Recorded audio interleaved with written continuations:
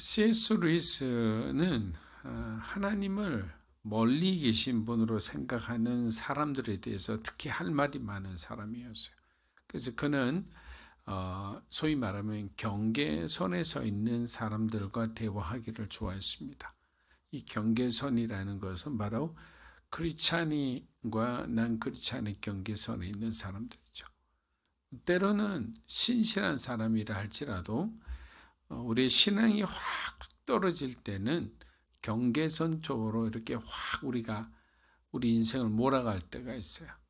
마치 하나님 앞에 겁박하듯이 하나님 이렇게 이제 더 이상 참기 힘들어요.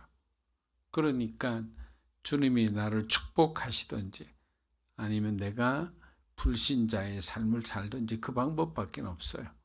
이렇게 하나님을 겁박할 때가 있죠. 여러 번 있을 겁니다.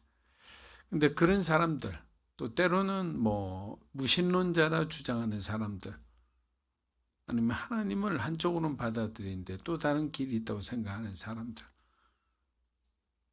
여러 가지 있는 이 경계선에 있는 사람들에 대해서 할 말이 많은 사람이었습니다. 그래서 많은 책을 적어서 기독교 변정학에 아주 대가를 이룬 분이시죠. 그는 스크루테이프의 편지, 아주 유명한 편지 소설이죠. 라는 이 소설에서 하나님의 생각과 하나님이 인도하시는 방법은 그리스도인들 뿐만 아니라 하나님을 대적하는 마귀들에게도 이해하기 어려운 길이라는 거예요. 마귀들도 볼 때 하나님 왜 저 사람을 저렇게 굴려댈까? 그렇게 사랑한다고 했는데 왜 그런 어떤 혹독한 고난을 주실까라는 데 대해서 물음표가 있는 거죠. 마귀들이 봐도 하나님의 뜻을 감히 이해하지 못하는 거죠. 왜냐하면 인간 세상에서는 사랑한다고 하면 사랑하는 자녀에게 우리 좋은 말로는 사랑하는 자녀 미하나 준다고 하지만 사실 품 안에 있는 자녀를 사랑하고 뭐라도 하나 더 좋은 걸 주기를 원하는 게 부모의 마음이고 사랑하는 사람의 마음이거든요. 그런데 하나님은 이상하게 대하더라는 거죠. 그래서 이렇게 말합니다. 조카 악마를 막 길러내기 위해서 이 스크루테이프가 그 삼촌 악마인데 조카 악마에게 이렇게 말해요. 인간은 꼭대기에 있을 때보다 이렇게 골짜기에 처박혀 있을 때 오히려 그 작자라는 사람이 하나님이에요. 그 작자가 원하는 종류의 피조물로 자라가는 거야. 이것은 오스왈드 챔버스 목사님이 말한 것과 똑같아요. 기독교인들의 가장 이해 안 되는 신비 중에 하나가 하나님의 축복을 받은 사람은 하나님으로부터 멀어지고 하나님이 주신 고난은 그들로 하여금 하나님을 가까이 하게 한다. 이 말과 똑같은 말이죠. 보세요. 인간은 꼭대기, 인생의 절정, 가장 잘 나가는 그때는 무의미한 영혼 없는 기도를 드리는데 반해 인생의 골짜기에 처박혀서 이제 의지할 것 없을 때 가장 순수한 기도, 가장 간절한 기도를 드린다는 거예요. 그리고 작은 일에도 하나님 앞에 감사할 수 있는 거예요. 이렇게 메마른 상태에서 드리는 기도를 그 원수니까 마귀 원수니까 누구겠어요? 하나님이죠. 그 원수가 가장 기뻐한다. 이 메마른 곳에서, 이 척박한 곳에서 드리는 그들의 간절한 기도를 그 원수는 너무나 기뻐한다. 하나하나 가르치는 도대체 그들의 세계를 이해할 수가 없다. 여러분, 악마 스크루테이프가 하는 말이 맞을까요? 우리는 인생의 가장 복된 시기에 기쁨으로 하나님께 드리는 기도를 그분을 가장 기쁘게 해드릴 수 있다고 생각합니다. 그러나 C.S. 루이스는 악마들의 대화를 통해 우리가 영적으로 가장 가난한 상태에서 하나님을 갈망하며 작은 것에도 감사하며 정말 콩 한 쪽이라도 어려운 사람들과 나누어 먹으며 그렇게 살아가며 하나님께 감사하며 드리는 기도가 하나님을 가장 기쁘시게 한다는 사실을 깨달았던 것입니다. 스크루테이프는 교회 또한 자신의 일을 방해하는 것이 아니라 자신의 일이란 마귀의 일이죠. 마귀의 일을 교회가 방해해야 되죠.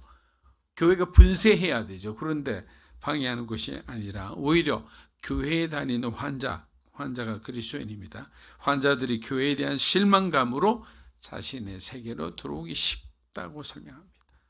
교회 가서 은혜 받아야 되는데 교회 가서 은혜 받지 않고 시험 든 사람들이 세상으로 자연히 내가 아무 짓도 안 해도 교회만 가면 일부는 나에게로 그냥 떨어져 나온다라는 거예요. 가인은 자신의 삶에 절정의 예배를 드렸죠. 다 갖춘 다음에 아벨은 첫 수확을 하나님께 구별해 드린 사람입니다. 물론 제사 방식에 따라 하나님 그를 벌한 것은 아니에요. 그 마음의 중심, 그 마음이든 하나님을 향한 그 마음을 보신 거죠. 이제 추수감사절이 얼마 남지 않았습니다. 여러분 한 해 하나님이 지키고 보여주신 은혜를 감사한다면 여러분들이 지난 은혜를 하나하나 마음속으로 하나하나 기억하고 되새겨보는 귀한 시간이 되시기를 축복합니다. 잠언 16장 20절에서 21절입니다. 이를 지혜롭게 처리한 사람은 잘되고 여호와를 믿는 사람은 누구나 복이 있다. 마음이 지혜로운 사람은 신중하다는 말을 듣고 상냥한 말은 지혜를 늘려준다. 그리스도인의 삶의 존재는 하나님 앞에서 사는 삶이에요. 하나님 앞에. 그렇게 개인의 잘됨을 위해서가 아니라 하나님을 기쁘시게 하는 삶이 되어야 합니다. 그렇다면 무엇이 하나님을 기쁘시게 하는 삶이냐? 성경대로 사는 삶이라고 말씀드리고 싶어요. 성경대로. 성경이 우리에게 가르쳐 주는 대로. 성경이 우리에게 깨닫게 해주시는 그 깨달음대로 살아가는 것이 하나님을 기쁘시게 하는 삶이다. 성령 하나님 우리를 그렇게 인도해 주시겠죠. 우리가 잘못 가면 어떤 생각 가운데 어떤 사람의 말을 통해 아니면 말씀을 통해 예배 가운데 말씀할 때 들어야 되는 거예요. 한 번, 두 번, 세 번 똑같은 말씀이 들리고 똑같은 깨달음이 내게 짧은 시간에 주어진다는 것은 하나님이 우리에게 급박하게 그 상황을 전환시키기를 원하시는 거겠죠. 근데 무뎌 있는 사람은 늘 그렇듯이 그냥 패스합니다. 근데 마지막은 결국에는 그 일로 인해서 화근이 되는 거예요. 하나님을 믿는 사람은 누구나 예외 없이 복을 받죠. 이 복이라는 것이 중요한 건데 이 복은 그리스도인이 누리는 복은 세상 사람들이 누리는 복과 달라요. 자, 그리스도인이 누리는 복은 뭐예요? 하나님과 친밀해질 수 있는 복이죠. 우리가 예수를 믿음으로 구원받을 수 있는 구원의 복이죠. 구원에 이르는 그 과정에 하나님께서 우리를 거룩하게 만드시는 그 고난도 우리에게는 복이라는 거죠. 그래서 세상적으로 봐서 그리스도인의 삶을 이해할 수가 없죠. 마귀도 이해할 수가 없는 거예요. 우리조차도 하나님이 우리에게 고난과 시련을 주시면 그것을 복이라 생각하지 않아요. 하나님께 불평하고 원망할 수 있어요. 그러나 신앙이 성장하면 고난을 믿음으로 감사함으로 받아들일 수 있는 단계까지 성장하게 되는 거예요. 또 21절 보니까 말 한마디에 천냥빚 갚는다는 속담에 어울리는 지혜자의 조언인 것 같아요. 여러분 말이라는 것은 상호작용, 즉 커뮤니케이션의 가장 중요한 도구입니다. 그런데 같은 말이라도 상대방의 마음을 막 활짝 열어놓는 그런 어떤 기쁘게 하는 그런 말을 하는 사람이 있는 반면에 항상 시비거리가 되게 말을 꼬아 기분 나쁘게 하는 사람들도 있어요. 그렇게 상냥한 말은 어떤 말이냐? 상대방을 잘 설득할 수 있는 말이 된다. 좋은 말을 쓰는데 기분이 좋죠. 여러분 그런 말 있잖아요. 웃는 얼굴에 어떻게 침을 뱉냐? 싹싹하게, 겸손하게, 다정하게 그렇게 우리에게 말을 하는데 그럼 그 말을 들어줄 수밖에 없잖아요. 흥분했던 사람도 겸손한 사람에게, 인내하는 사람에게는 그 화를 누그러뜨릴 수밖에 없어요. 다 이해합니다. 그러시죠? 저희가 부족했던 것 같습니다. 모든 귀책 사유를 자기에게 돌리고 손님이 뭐 더 많은 잘못을 했는데도 그렇게 받아주면 결국에는 큰 화는 안 나요. 그런데 막 직원들 중에는 막 싸우는 사람도 있죠. 결국에는 그게 더 큰 화를 불러일으킵니다. 여러분, 한국 사람들 빨리빨리, 그죠? 참 때로는 이게 아주 큰 성취력 그리고 추진력을 발휘하는데 대한민국 같은 한국 사람 같은 사람은 세계에 없어요. 이 짧은 기간에 놀라운 한강의 기적, 놀라운 발전, 뭐 세계적인 어떤 선도 기업들도 있는 뿐만 아니라 탁월한 기술도 갖고 있죠. 열정도 있습니다. 그런데 딱 하나 좀 나쁜 기질이 하나 있는데 그것은 바로 욱하는 거. 욱하는 아주 나쁜 성질머리들이 있어요. 그래서 욱하다가 사고 치는 거예요. 위에서 쾅쾅거리는데 막 여기도 막 치다가 결국엔 이러면서 올라갔다가 사고 치는 거죠. 가족들 간에도 자녀하고 관계 속에서도 친한 친구하고도 잘 하다가 욱 해가지고 서로의 마음을 다치게 합니다. 욱할 때는 그냥 피하는 게 제일 좋아요. 잠언서 16장 24절에서 25절입니다. 기분 좋은 말은 꿀송이 같아서 영혼을 즐겁게 하고 아픈 뼈를 고치는 힘이 된다. 사람이 보기에 옳은 길이어도 결국엔 죽음에 이른 길이 있다. 자, 24절 말씀은 긍정적인 말의 중요성에 대해서 강조합니다. 우리의 말 한마디가 상대방의 마음을 어루만지고 치유의 과정에 기여할 수도 있다는 거예요.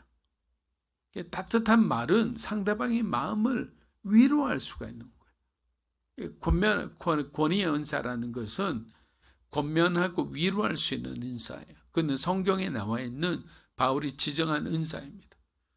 그런데 이거는 모든 사람들이 가져야 되는데 특히 직분자들에게는 가장 필요한 것들이 뭐냐? 권면하고 위로하는 거예요. 그래서 우리말로 하면 상담하는 거죠. 그 사람의 마음을 잘 읽고 그리고 그들에게 지혜롭게 권면하고 무엇보다 그들의 아픔에 위로한다는 것은 공감해 주는 거예요. 이런 어떤 것은 굉장히 그들을 세울 수 있는 어떤 것이다. 우리가 상상하지 못한 큰 힘을 발휘할 수 있어요. 이 말 한마디가, 지혜로운 말이. 근데 반대로 그냥 툭 던진 말, 그냥 내 기분이 나빠서 조금 날카로운 어떤 말, 조롱하는 말을 던졌는데 그 말을 들은 한 사람은 평생에 잊을 수 없는 그런 수치가 되어서 그 어떤 열등감에 사로잡혀 살아가는 사람들도 있어요. 근데 여러분, 저는 분명히 확신한데 만약에 그 사람이 그리스도인이 되었다면 하나님은 반드시 100%, 1000% 그 사람에게 자기의 어떤 말 한마디로 인해서 상처받은 그 수많은 사람들, 그 사람들 떠올려 줄 거예요. 왜? 회개해야 되니까.